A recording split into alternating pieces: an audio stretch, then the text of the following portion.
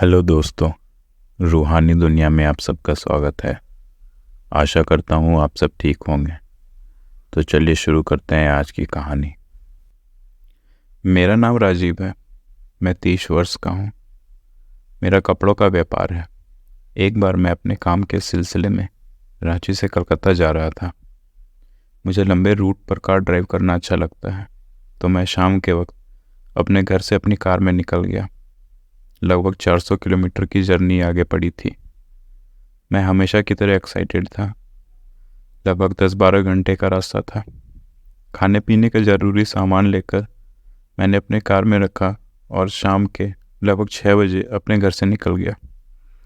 शुरुआत के 1 घंटे ट्रैफिक जाम के कारण कठिनाई हुई, पर अब बस स्टैंड के बाद नेशनल हाईवे था और कोई ट्रैफिक नहीं थी। मैं बस स्टैंड के पास से गुजर रहा था। मैंने अपनी कार साइड में पार्क की और बस स्टैंड के पब्लिक टॉयलेट में टॉयलेट करने चला गया। बाहर निकलने पर पास के टिकट काउंटर पर मेरी नज़र गई। भूरे मटमैले रंग की साड़ी पहनी एक 50-55 साल की औरत काउंटर पर बैठे आदमी से झगड़ा कर रही थी। छोटी कदकाठी की, दिखने में वह दुबली पतली सी थी। रंग सांवला था। कंधे पर एक बड़े कपड़े की पोटली में कुछ सामान भी रखा था, जो कमर तक लटक रहा था। वह बोल रही थी, अरे जब टिकट कटाया था तब तो बोला था कि बस 7:30 बजे खुलती है, अभी तो 7:15 ही हुए हैं। वो आदमी बार बार बोल रहा था, अरे अम्मा 7:30 नहीं 7 बजे बोला था, आप टिकट पर भी देख लो। यह नोक जोक सुनकर मैं उस औरत के पास चला गया और हाथ से टिकट लेकर टाइम चेक करने लगा। हाँ अम्मा, इस पर तो 7 बजे का समय लिखा है, आपसे ही कोई भूल हुई होगी। अब तक अम्मा के चेहरे पर जो गुस्सा था वह निराशा में बदल गया। उन्होंने अपनी कपड़े की पोटली ज़मीन पर रख दी और वहीं साइड में ज़मीन पर बैठ गई। यह देख मुझे थोड़ा बुरा लगा। मैंने पूछा, अम्मा वैसे आपको जाना कहाँ है? बेटा, मेरा गांव हावड़ा से 25 किलोमीटर की दूरी पर है। कल शाम तक मेरा पहुंचना वहां बहुत ज़रूरी है। उनकी आवाज़ में एक घबराहट थी। यह सुनकर मैं सोच में पड़ गया। मैं किसी अनजान व्यक्ति को लिफ्ट नहीं देता हूँ। लूटपाट, चोरी डकैती या और भी क्राइम्स के अनगिनत किस्से सुने हैं मैंने, पर अम्मा तो मदद मांग भी नहीं रही है। इन्हें तो यह भी नहीं पता मैं कहाँ जा रहा हूँ। मैं खड़ा खड़ा यही सोच रहा था कि अगर मैंने अम्मा की मदद नहीं की तो पूरे रास्ते मुझे बुरा लगता रहेगा। अचानक मुझे एक तरकीब सूझी। मैंने कहा, अम्मा मैं भी कलकत्ता जा रहा हूँ, आओ तुम भी साथ चलो। रास्ते में बस को पकड़ लूँगा और आपको उस पर बैठा दूँगा। बस अब तक टोल प्लाजा पार नहीं की होगी। यह सुनते ही अम्मा के चेहरे पर चमक आ गई और हम दोनों जल्दी से कार में बैठकर निकल गए। उनके बैठने के तरीके से साफ लग रहा था कि वो कार में कभी नहीं बैठी। वो इधर उधर देख रही थी। मैं कार हाईवे पर 120 की स्पीड में चला रहा था और टिकट पर लिखे बस नंबर से हर गुजरते बस का नंबर मिला रहा था।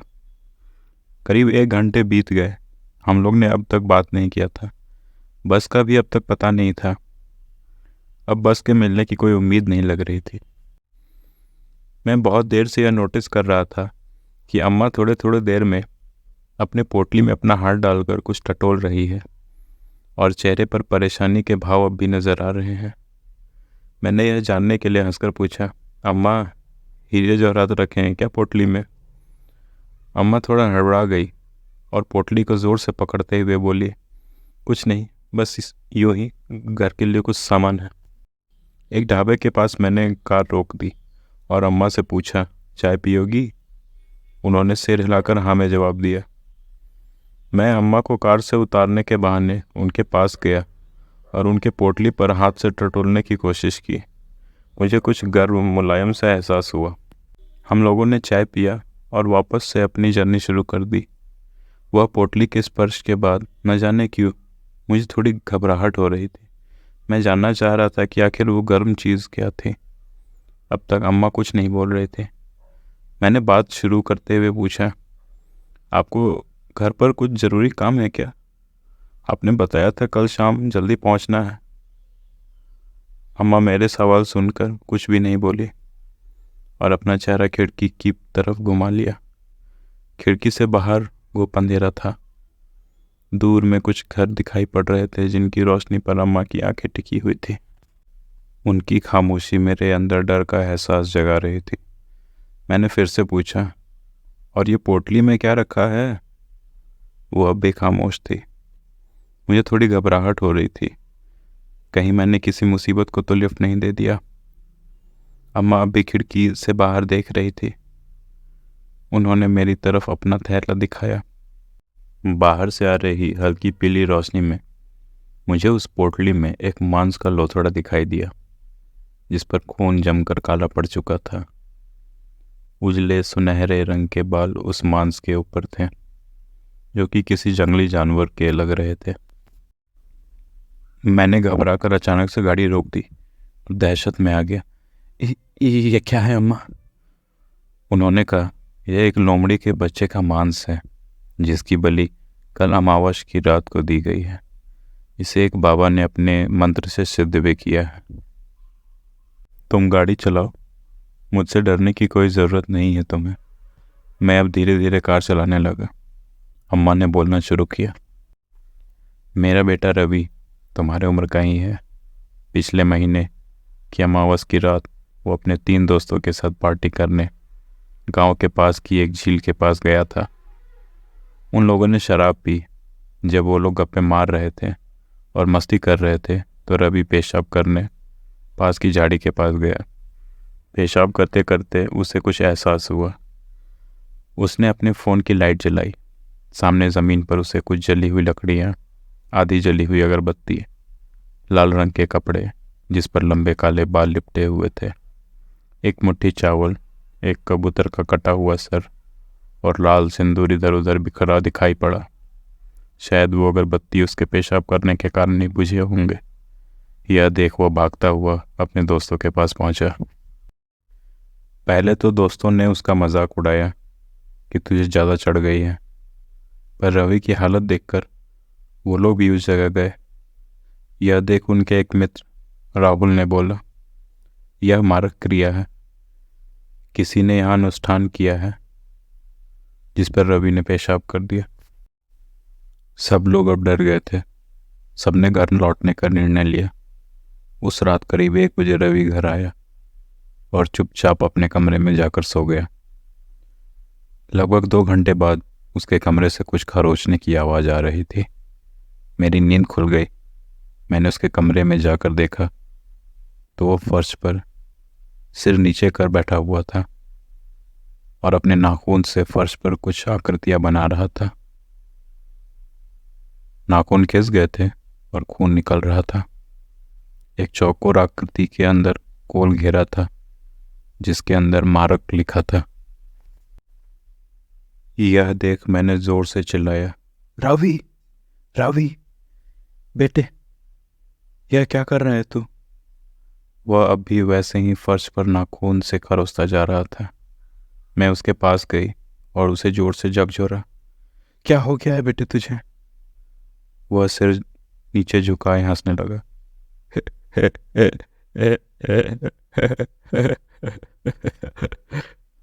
उसकी आंखों से खून निकल रहा था और चेहरा काला पड़ चुका था।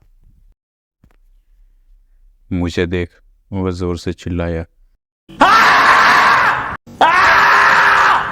और हंसने लगा।